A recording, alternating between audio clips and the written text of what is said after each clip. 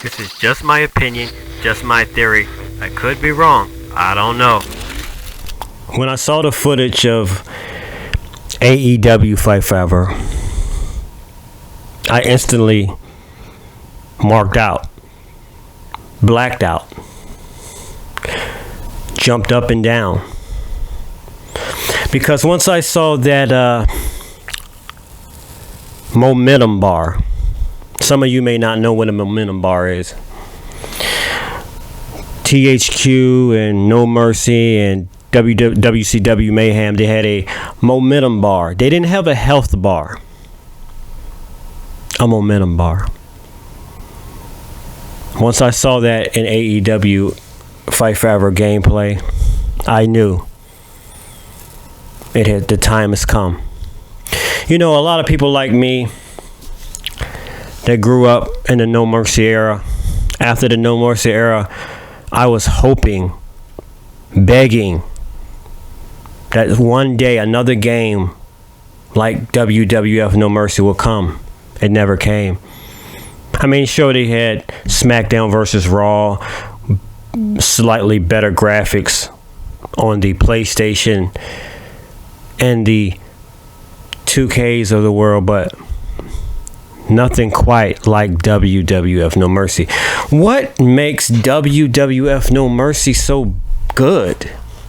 You look at the graphics, they look like a bunch of chunky looking, funny looking, squared looking dudes. Everyone that played WWF No Mercy will understand what I'm saying is that you felt the game. You felt the game. The damage you was inflicting into the opponent, you felt it. The reason there was no health bar is because you can tell how much damage you was doing by the way your opponent was acting. Otherwise, what I'm saying is, if you punch the opponent and slam him one time, he'll get back up. As you slowly grind and pulverize your opponent, he'll start to slowly get up and slowly get up to the point, and you can see his momentum. He's losing momentum while your momentum is gaining. And when your momentum hits red, you can do your finishing move. That dynamic is the greatest dynamic in any wrestling game. It was a technical game. It was slowed pace. Every match you wrestled felt like you had a drag out match.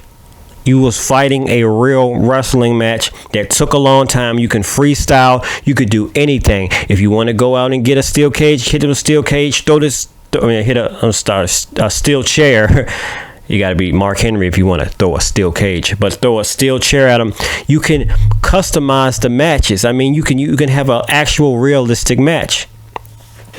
Now, here's the downside to No Mercy, though, and which is going to be really interesting if AEW Fight Forever can handle this little elephant in the room that WWF No Mercy had, the problem it had.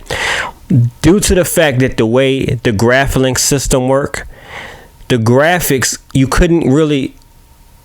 the graphics kind of look funny looking. If you looking back on it, when I was a kid and I was playing it, I didn't look at it. I didn't say it was funny looking. I just said, oh, this is an awesome game. But now we see the standards of what realistic graphics look like with WWE 2K22. We see that, okay, well, look at those.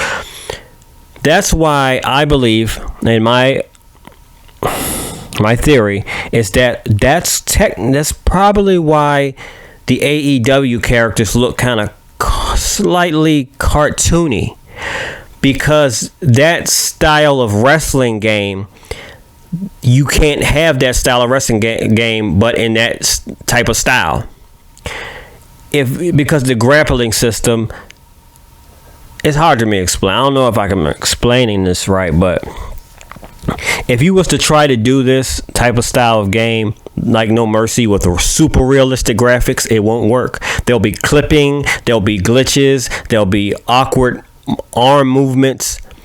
You have to kind of use a cartoony style, slightly cartoony style almost, to pull off the WWF No Mercy video game 64 style. And that's what I believe AEW did. And that's why the characters look the way they look. And I'm fine with it as long as it's not too cartoony.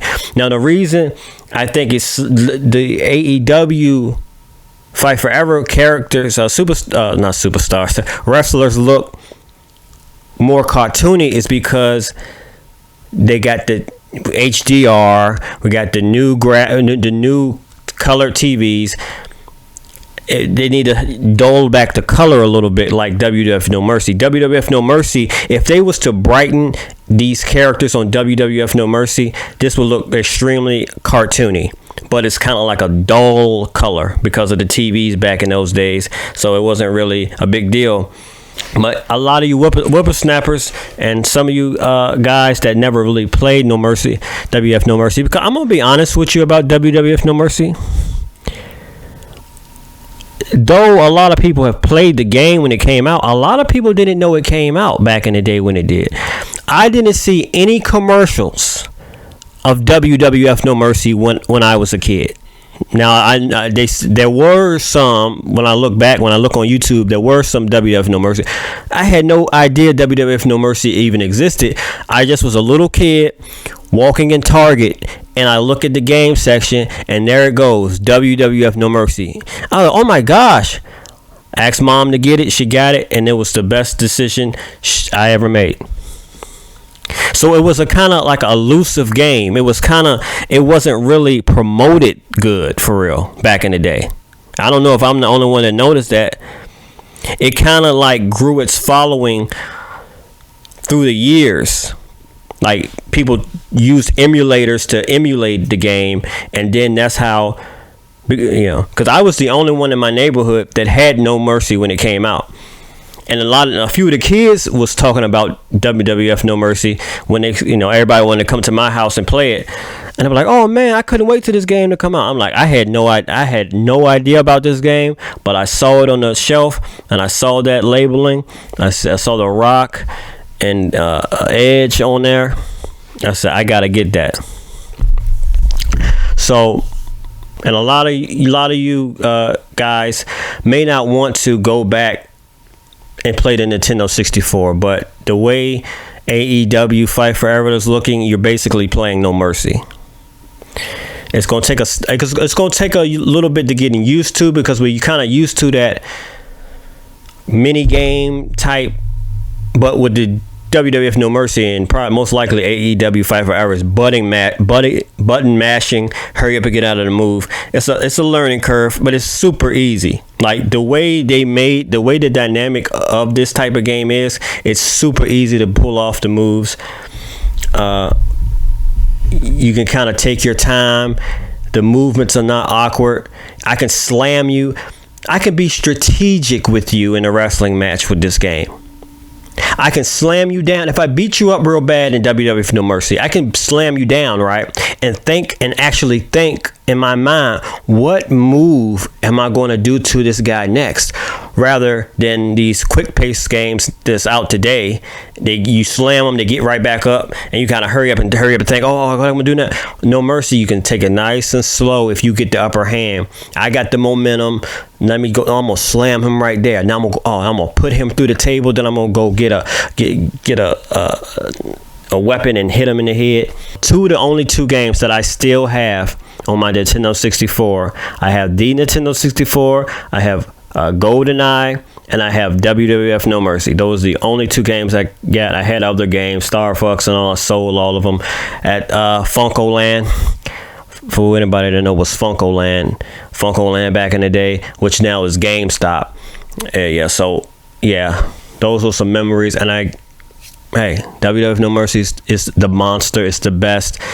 But go try it out if you can. You got emulators, but some of these emulators, I don't know, they're kind of iffy. But if you can get your hand on a controller, a Nintendo 64 controller that can, on Amazon, and get an emulator on a laptop or a computer and try it out, you understand. That time when that game came out, it was a ultimate time for the WWE, which was back then the WWF. You had superstar power back then. That's that too plays a big role in WWF No Mercy. Is that the wrestling was great. You had The Undertaker there at the wrestling at Raw and SmackDown. You had Chris Jericho, Stone Cold, The Rock, Triple H, Rikishi, and you had all those wrestlers there at that time when that game came out. So that was a very nostalgic time, and that game was great. The story modes and it just was that's another main part into why WWF No Mercy was so memorable. Yeah, those were some great times. Well, anyway, yeah, just wanted to take this little thought through memory lane. I'm Wacky Cat. Make sure you like, make sure you subscribe, and I'm out. This is just my opinion, just my theory. I could be wrong. I don't know.